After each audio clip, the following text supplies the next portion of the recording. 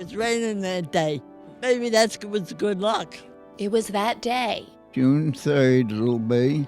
June 3rd, 1945, 70 years ago when Anton and Charlotte got married. So I was wounded in Normandy, which was my fourth campaign, and I haven't had a body cast on yet when we got married.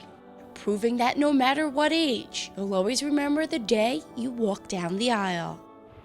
And now 25, 50, even 70 years later, couples are coming together today at St. Joseph's to renew their vows. To love and to cherish from this day forward until death do us part, a life of commitment. That's what Bishop DiMarzio pinpoints as the difference between the generations. These people know what commitment was through better, worse, illness, whatever it was.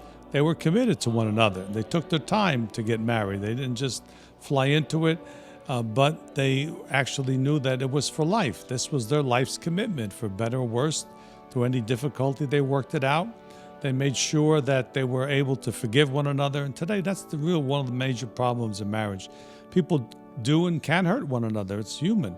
But today, they don't forgive one another. They just leave, and that's where the problem is. There were no ditchers in this church today, though.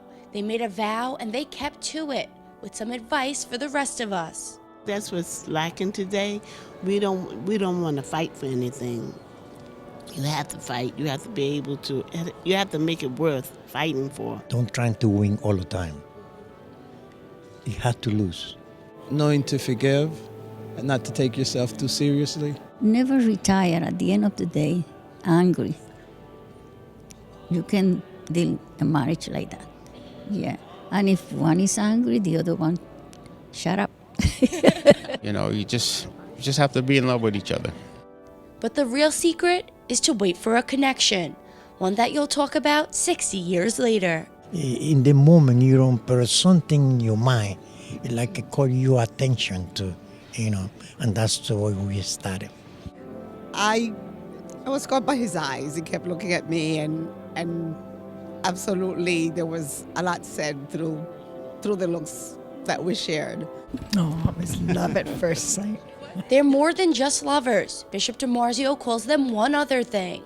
Our heroes, really, because we see how they've kept the sacrament of marriage intact. They've raised families. They are a great example to their own families, but also to the diocese that we want to honor them today.